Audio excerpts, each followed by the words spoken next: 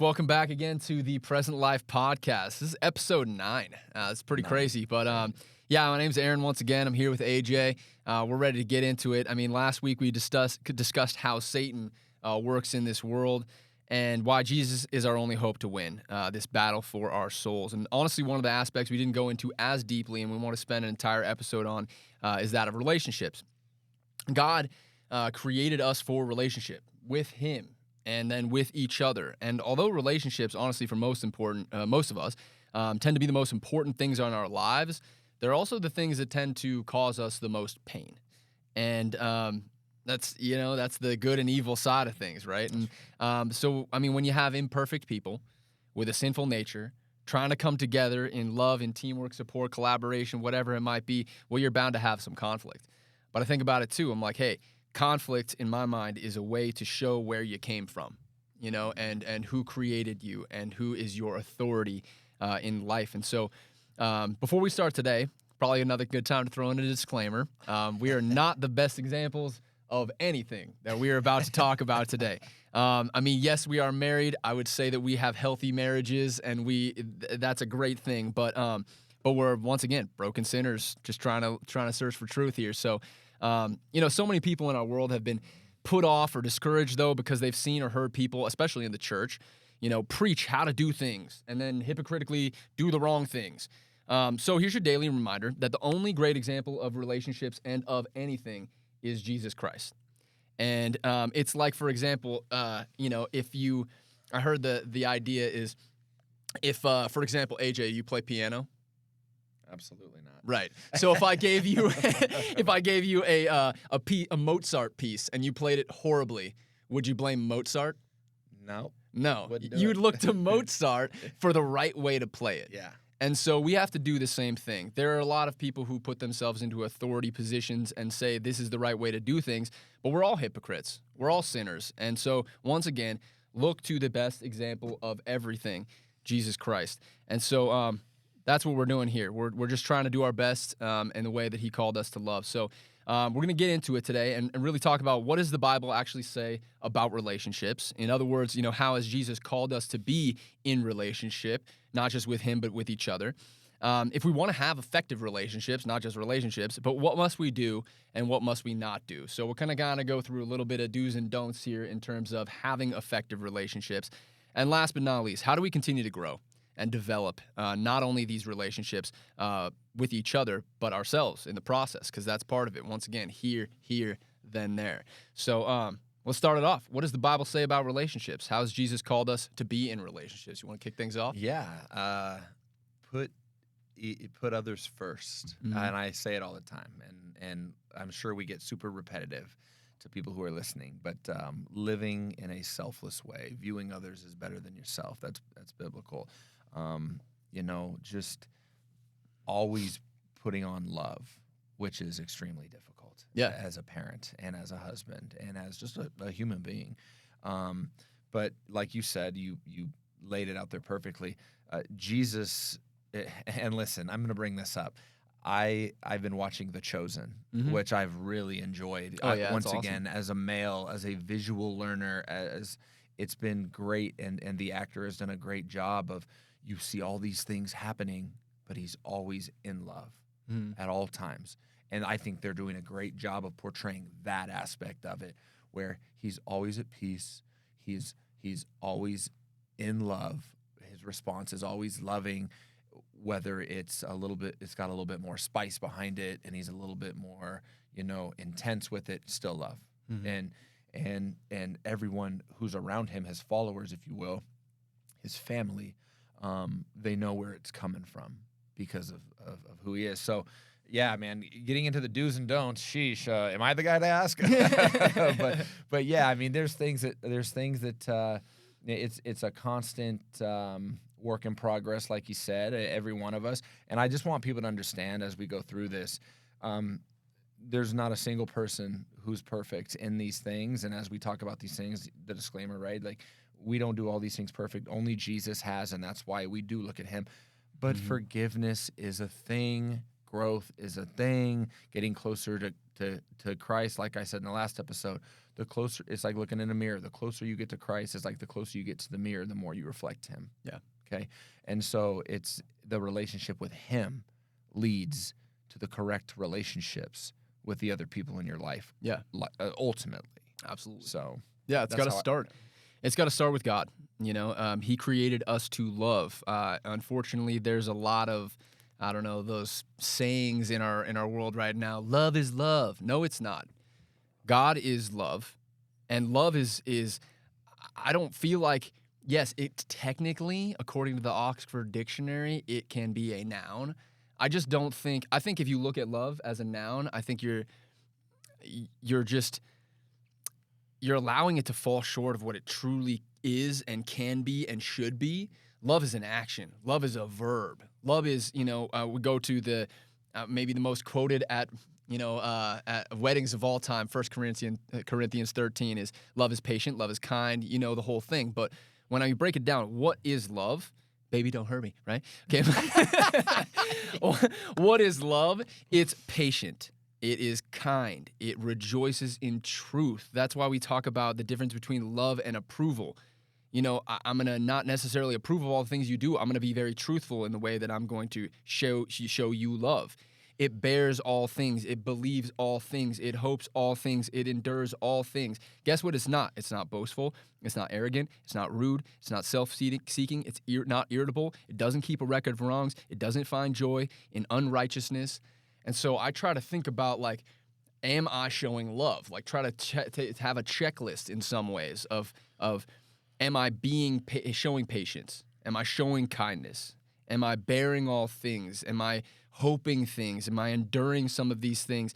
Or am I being arrogant? Am I being rude? Am I being self-seeking?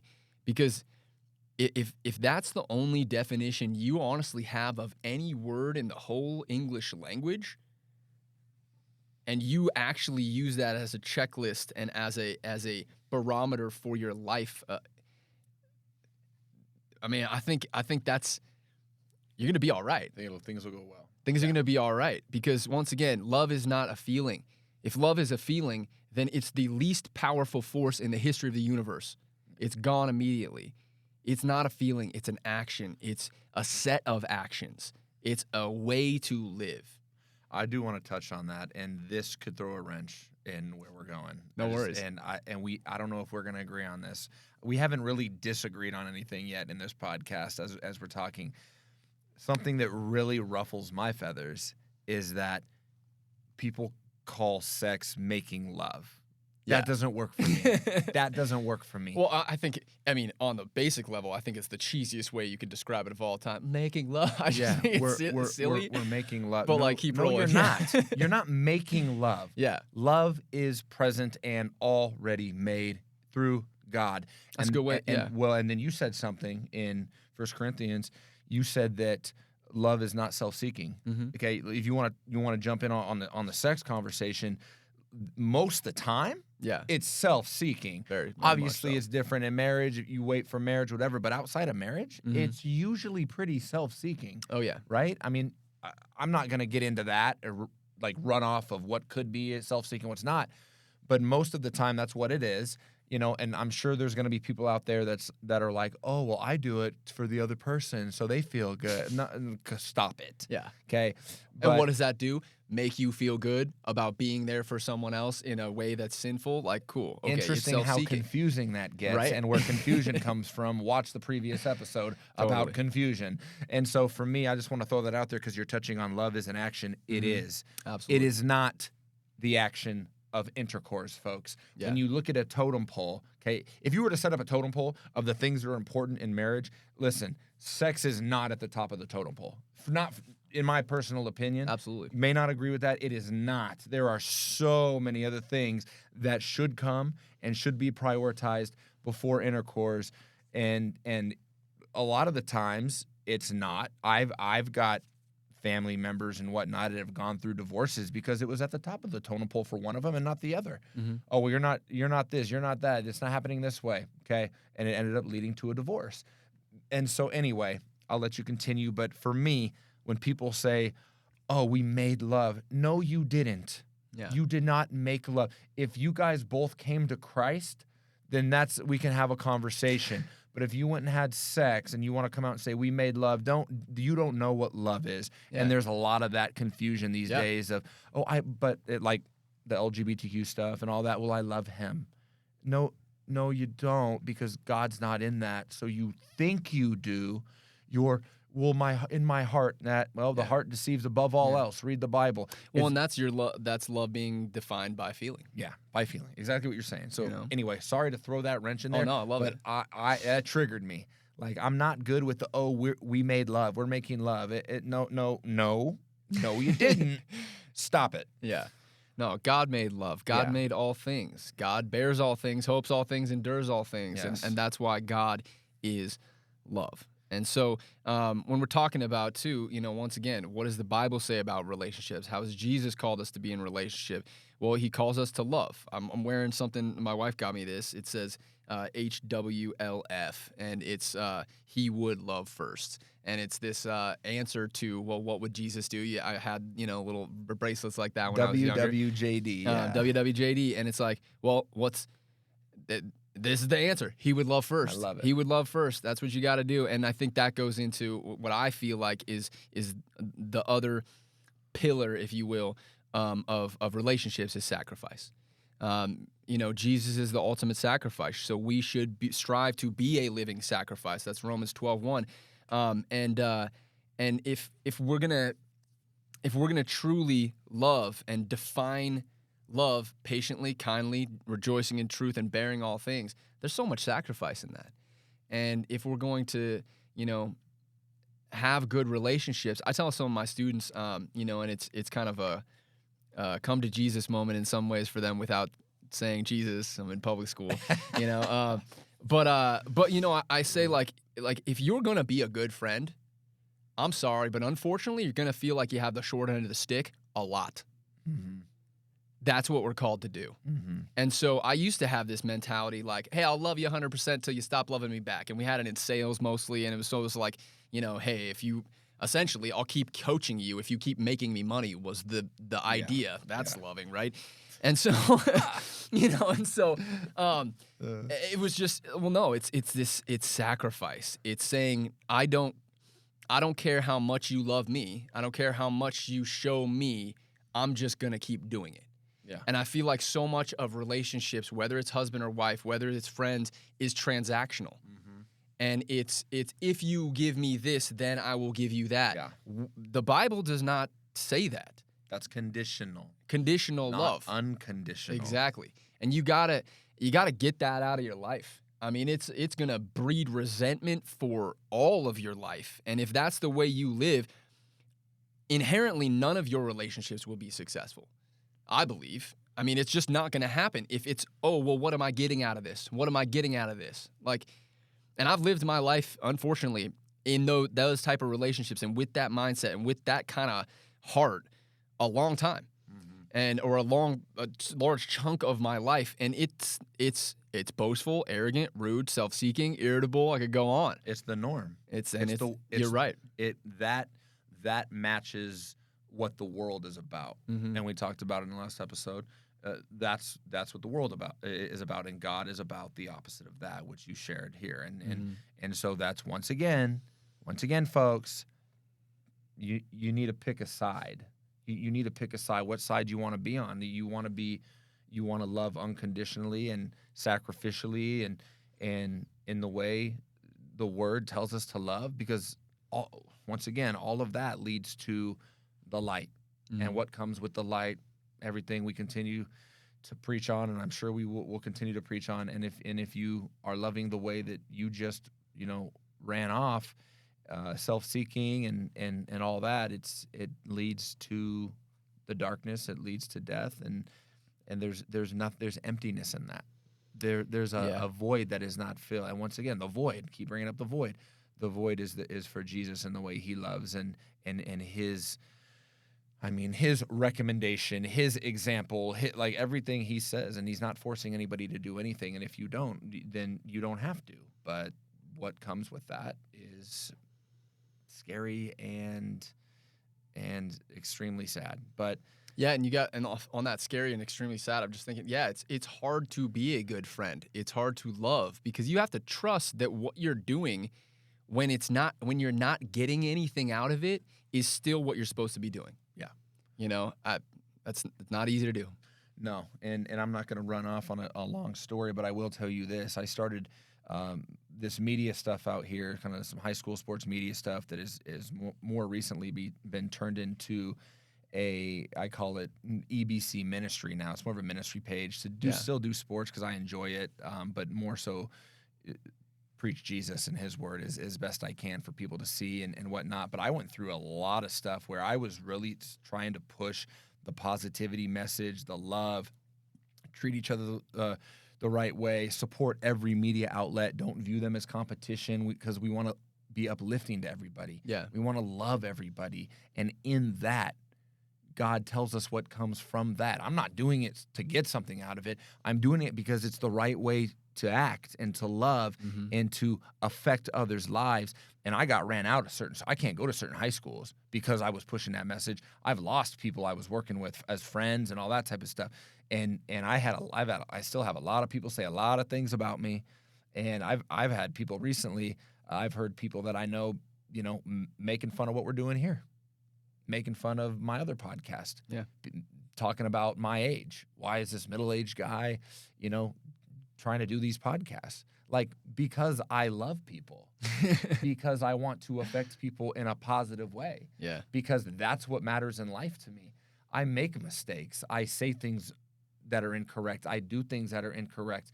And then I learn and I move forward and I try to be better. That's all we can do. But I don't disregard those people. I don't hate those people.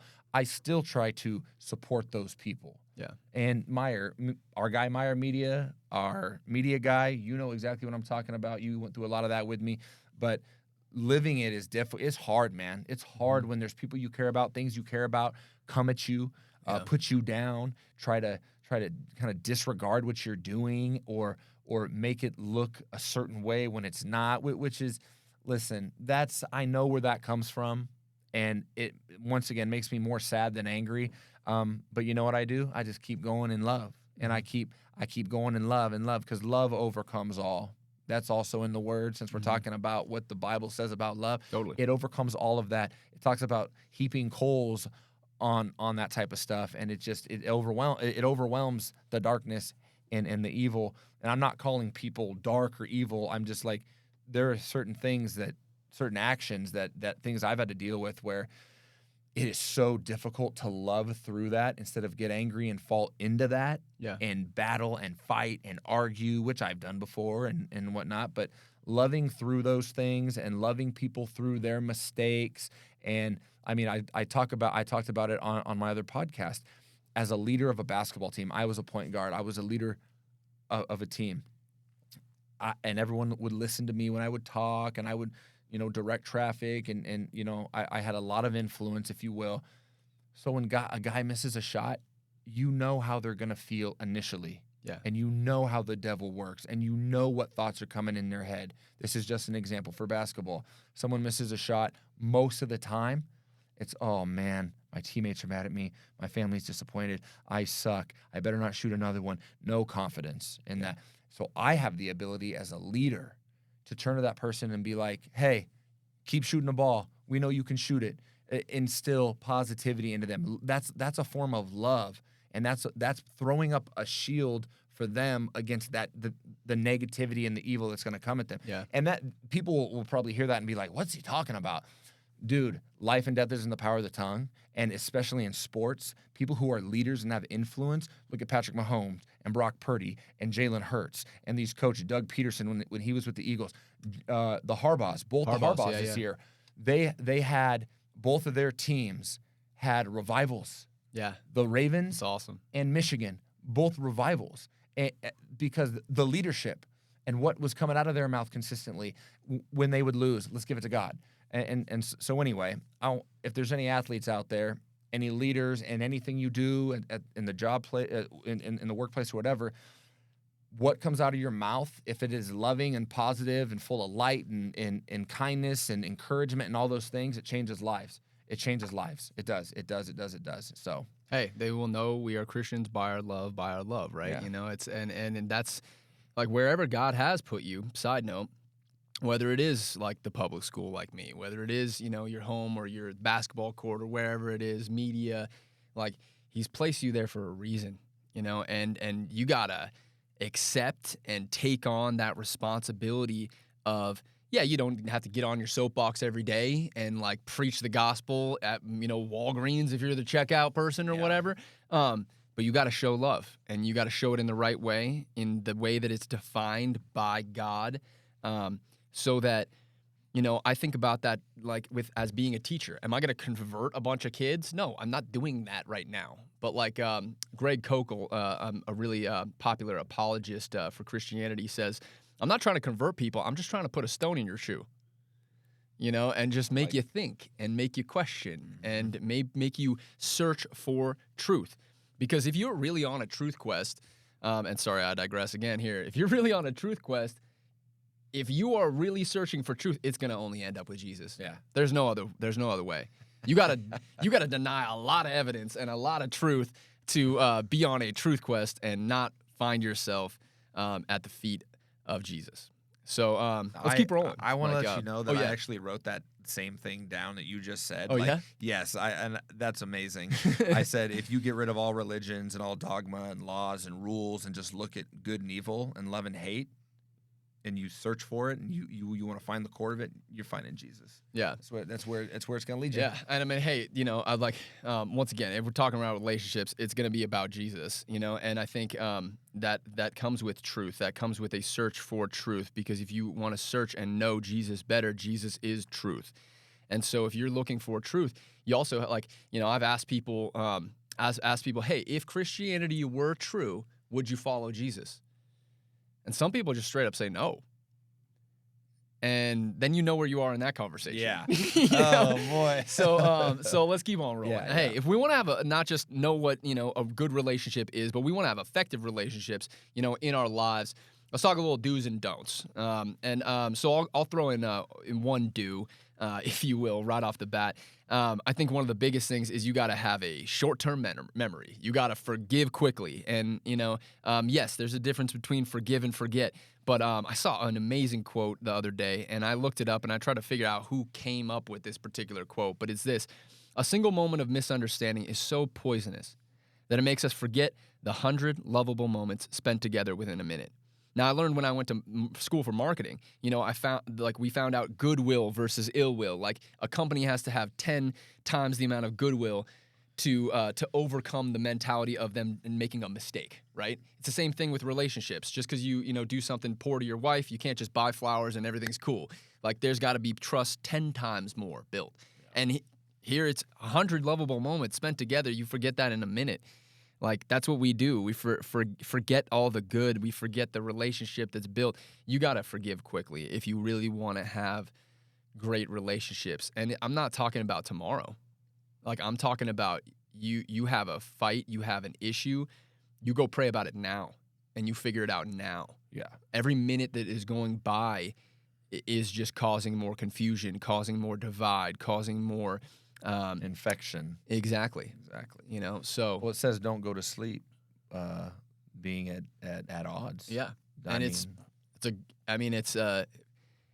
don't know if that's technically from the Bible, but it's very biblical. Like, you got to come from once again, a sacrificial, loving, servant heart that is not placing yourself as the most important. And that's the thing. People think, like, apologizing, you actually have to feel like, and maybe this sounds weird, you actually have to feel like you did something wrong. No, apologizing is saying that I don't care if I think I'm right.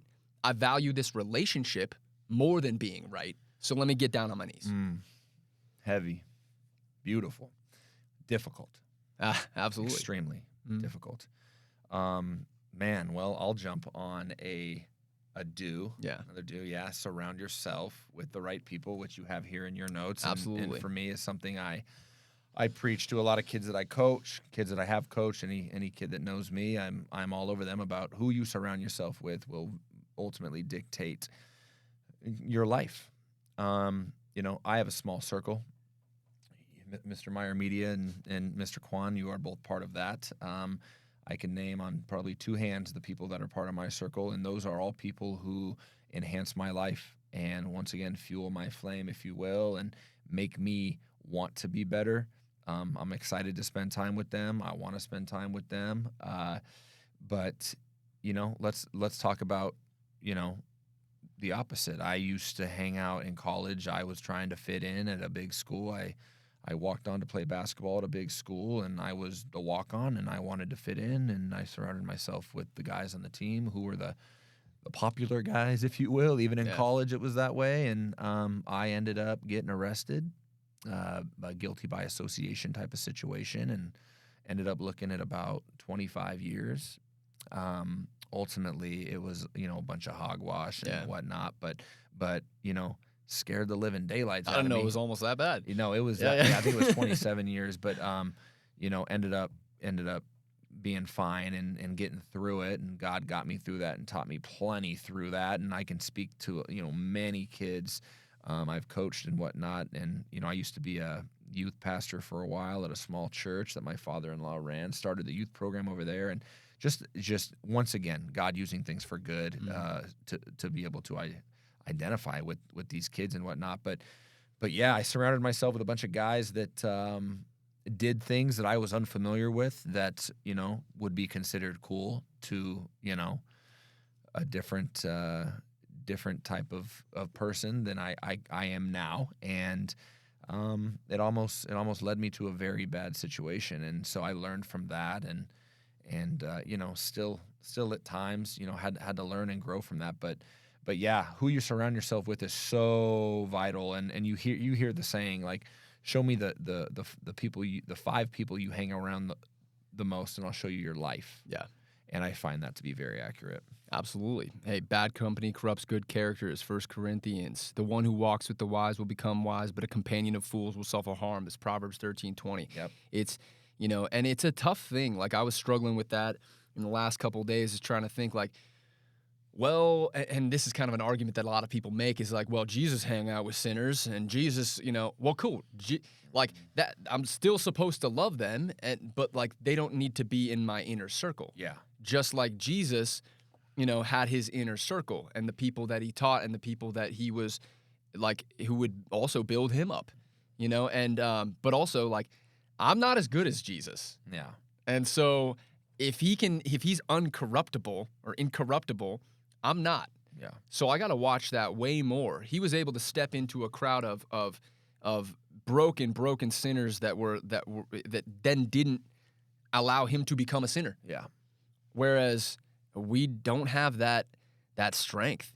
Now we can be closer, and like, if we have Jesus with us and he's by our side. Yeah. But that's a tough thing. It was like, that's on the don't side, is don't spend time around people who encourage your bad habits or who compromise your convictions.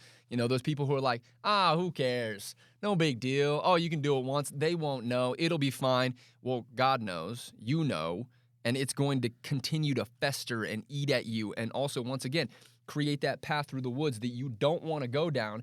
But now that there's dirt instead of the grass, instead of the brush, it's just easier to go down it. It's this, it's the problem of the one last time.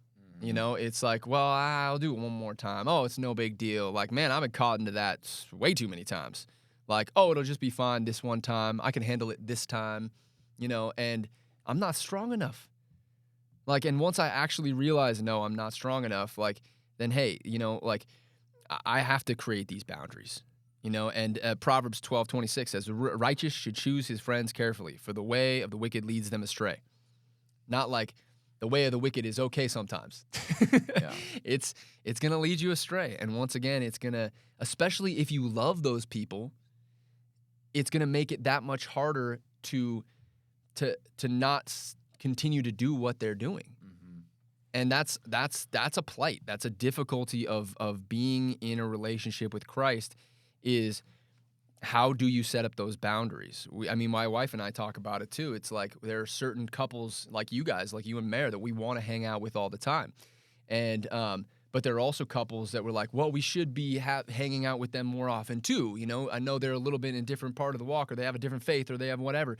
And right now, like, it's not like we don't have time necessarily. I hate to say I don't have time because desire finds the time, but like we don't have the strength right now to be able to spend time with some of those people because we know what our goal is and we know how weak we are. 100%. I can identify with that for sure. You know, and sometimes you think you can, and then it doesn't go well. Yeah. And then you get slapped in the face with it, and you learn, take the positives, and keep moving forward. There a couple things. First thing is I have realized in the last couple years with the things that I struggle with that they will continue to happen in your life. Yeah. Until you respond correctly, and until you dig your feet in and you understand how to respond correctly. Like, for example, I continue to talk about, like, you got to give God thanks in every circumstance, no matter if you're going through a breakup or a death in the family or consider it pure joy. 1 James 1. Yeah, and you got to really dig in and try and do that, and you really got to believe that He's going to use everything for good, and then that will lead you to responding correctly, which is angry and as frustrated as you may be in those moments, and it's more of a righteous anger at that point. It becomes a righteous anger, like Jesus when He flipped the tables. He was rightfully upset. Yeah. He wasn't hurting people or cussing people out. He was upset because his heart was broken. Yeah. And so that's okay. But anyway, I just want to throw that out there. I continue to go through things that I struggle with. And when I finally respond the right way, it gets easier and easier until I fade away from it. And it's no longer an issue. There's still things I struggle with that I can't get away from that maybe I want to or need to. But anyway, another don't that I'm gonna jump on, do not approve of sinful actions, which you have written here as well. And I have something that I can kind of run off on here. Do not approve of sinful actions of those who you're in a relationship with, or I'm gonna kind of jump over to I've got someone in my family who is living in my opinion, in a sinful way, in the Bible's opinion, sinful way, and it's a friend of mine, family member, who wants me to be in their wedding, and it's a homosexual wedding. They're not getting married, but we've just talked about, hey, when I get married, I want you in my wedding. And I'm like, I'm not going to do that. And they're like, well, what do you mean you don't support me? I was like, oh, no, listen, I love you. Yeah. I don't agree and support your decision to live in what I consider sin. And then then the argument becomes, so you don't love me. You're not going to support me. I said, no. My alliance and God is first for me, not you. Sorry, not me. If I go and I show up to that, I'm showing that I support that. You go to someone's wedding to support them. And to support and encourage them to stay together forever. Yeah. And that this is a marriage. Yeah. Like marriage is defined by God, and that's not what it is. If you want me to come to your wedding, and if anyone has anything to say, forever hold your peace. I got something to say. If you want that at your wedding, I will happily come. I'll preach the word of God. Yeah. If that's what you want. But I'm assuming that'll ruffle a bunch of feathers in that particular environment. Maybe not to make it as fun of a day. It wouldn't be as fun of a day. It would definitely be memorable, but it wouldn't be that fun of a day. But because I answer to God first, and I do not support what you are doing. I love you. I'll do anything for you. I mean, I care about you. I want the best for you. I pray for you. But I am not going to support that decision because I know where that leads, and I don't want you to go there. Yeah. And I'm going to be honest with you, because a lot of people, most people, oh, yeah, great, for sure, wedding, let's drink and have fun, and I love weddings. No. That's not what matters here. What matters here is your salvation and what's happening forever, and what's eternal, and if is it heaven or hell. And I'm not God. I don't dictate who goes to heaven or hell, but I do know His word, and I do know what He says about His word, and I do know what He says about those actions and where they lead. And I love you too much to not tell you the truth. I won't be there. Yeah. and now you know where I stand. So if you want to continue to be around me, and obviously it led to some strain, and some anger, and a difficult time, but listen, and that's what a lot of people don't understand is I love everyone. I don't love everyone's actions. I don't love what everyone stands for. But do I love every person was made in the image of God, created by God. Yeah. Okay. So I can view that as everyone is a brother and sister of mine.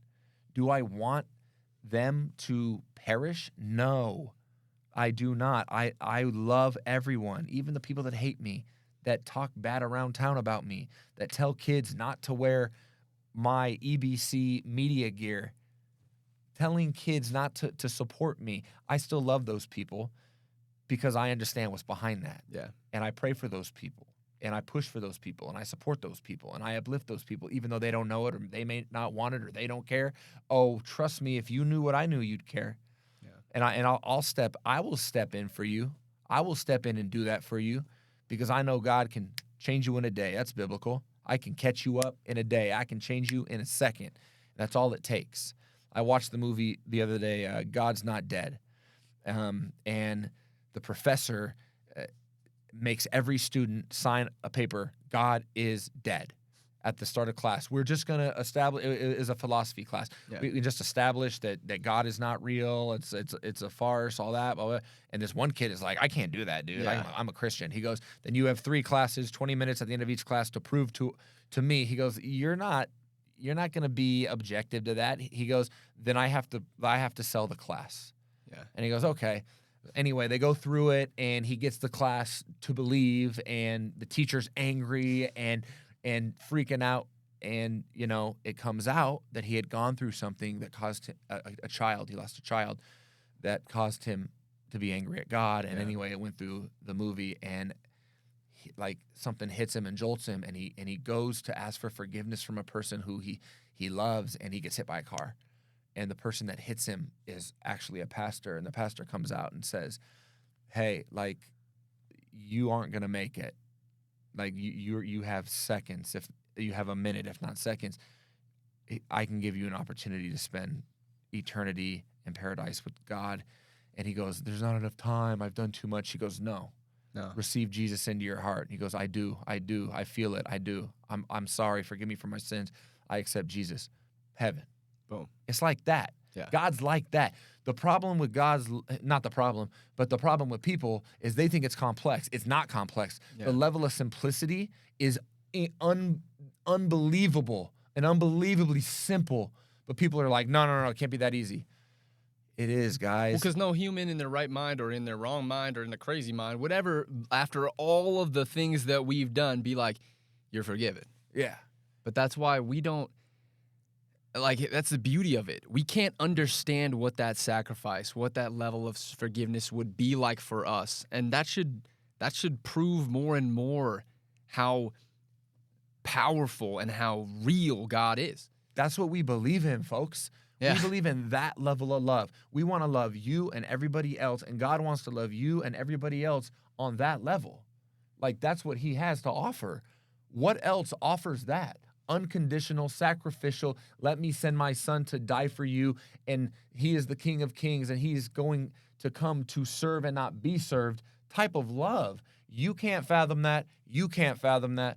I can't fathom that. But he reveals and he gives revelation, and he opens up who he is and what he is to us as we seek him, and we gain wisdom and knowledge and understanding and all of these beautiful things as we move through it.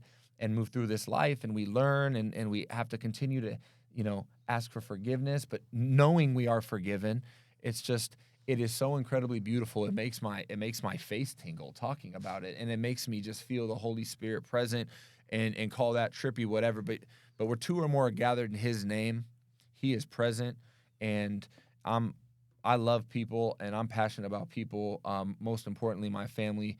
First, and everyone's considered a brother and sister, because we're all created in the image of God, and it's him or bust, man. It's it. So anyway, I'm gonna start crying if I keep going. Yeah. Hey, well, let's get into our last topic, and we'll wrap up soon. But where do we go from here? You know, how do we continue to grow and develop not only our relationships, but ourselves in the process? You know, I think for me, it starts with, well, we have to grow, once again, those things, you know, grow our relationships in the right order. And, you know, probably, you know, banging you over the head with this, guys, but it's God, then it's self, then others. When it's out of order, causes major issues, you know, and we just have this, unfortunately, society that has life, liberty, great stuff, pursuit of happiness, not great. All of the selfishness that you could possibly have in there. And, you know, and also I think in some way to grow our relationships, we have to understand what you should take away from every relationship that you have. And I like to tell my students, hey, you should understand what you deserve, what you tolerate, or what you can tolerate, and what you did wrong. You know, and then I started thinking about, well, what do I deserve? Well, technically I deserve death. So it's like maybe earthly deserving. Yeah. because we don't deserve anything that we're given. We deserve nothing, and but that's why we need Jesus. And so we really need to, in order to grow our relationships with other people, it's got to start with Jesus. Everything else is a farce. He wants to intercede and do it for us and through us. All he wants us to do is allow him to use us as his instrument to create that beautiful music of his and you know, bring each other closer to him and bring others to him. So you're right, man. Yeah. Well, hey, if we're gonna grow ourselves, like you mentioned it before, it's we gotta look at the horrible stuff that happens to us, or even just the somewhat bad stuff that happens to us on a daily basis, and we gotta look at it as joy. I mean, James 1:2, consider it a great joy whenever you experience various trials, because you know that the testing of your faith produces endurance. Now, it's not fun. No. To actually think about that consistently when all this stuff is hitting you and punching you in the face and, you know, and getting at you. But you have to believe that he knows better. He knows the whole story. We just are here for a blip. We just are part of reading. We're reading page 34 and 35 and thinking, oh, this is a terrible story. Yeah. This thing's thousands of pages long, and you're picking one little thing and saying this is a bad story. No, you just don't know. Yeah. You just don't know. And so, you know, I think we have to really change our mindsets, and, you know, maybe more than anything, we got to build our knowledge of the word. We just, you know, I tell my students once again, I'm like, no one really cares about what you believe unless you can explain why you believe it. Yeah. You know, we need to be able to answer, why do you believe in Christ? So if you're out there too and you are a Christian, or if you're out there, especially if you're a Christian, can you answer why you believe in Christ? Do you have evidence-based reasons? Because if you don't, you should search for them. You should find them for yourself, because, you know, that was one of the things with me. It's like, I'm an evidence guy. And so if there isn't, you know, something telling me, or God coming down saying, Aaron, this is the case, yeah, you know, exactly. Like, well, then I gotta be ready to defend it with the word of God, or are you just defending it with the feelings? You know, I hear testimonies from some other religions, and it's like, I feel in my heart, and I know that this is the truth. And I'm like, where's the evidence? Yeah. Because there's about 1 billion things worth of evidence, you know, to support the resurrection and support the existence of God and the resurrection of Christ. And, you know, if you can disprove, go ahead, the existence of God and or the resurrection of Christ, we'll hang things up. Yeah. And so will every single Christian on the face of the earth. But it has never happened. It's not gonna happen. And so once again, that's your knowledge of the word. That's your weapon. That's your armor against evil. That's an armor against the world, because you better have it. You better have that sword. Yep. And you said it, like, there's people who are like, well, I feel it in my heart that it's real. The heart deceives above all. Once again. So that's unfortunate for you. And once again, you cannot disprove what we believe in. It's never been disproven. And that's why stuff like Mormonism and stuff blows my mind, because now they've got the Book of Mormon, because the Bible, for 2,000 years wasn't true. What or now now it's not true. Yeah, it's, you know, and we'll get into that one of these days. But yeah, and as we wrap up here, you said it, man. Like, the armor of God is your protection. It's your offense. If it's your defense. Seeking Him, He will reveal things. And the relationship with him is the most important, and then the relationship with yourself, which for me individually is very difficult to love myself and forgive myself for things that have happened. But the closer I get to him, the more all that falls away and goes away. And I'm just trying to get to the point where I allow him to work through me. I'm just a vessel. Use me and bring as many of my brothers and sisters to heaven with me, because that's forever. That's paradise. That's perfection. There's no sadness. There's no evil. There's no anger. All that's gone. And so use me, God. Just trying to get to that point every day and understand that I'm forgiven, and grace is what we hang our hats on. Yeah, absolutely.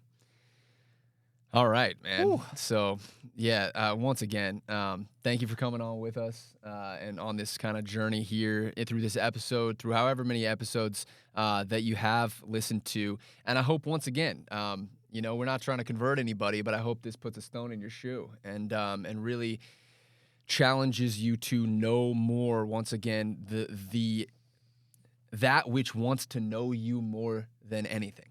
And that already does. But has opened up this opportunity for you to know him and to you to accept his grace, and so we challenge you to search, to search and find and seek, and you're gonna find truth. So go on that knowledge quest with us this week, next week, and thank you once again for all the support that you guys have out there. Once again, if you are looking to sponsor this podcast, just hit us up at the Present Life Podcast on Instagram or on YouTube, and we're also once again on Spotify as well as Apple Music. So thank you guys again, and have a great day. God is good. Yeah.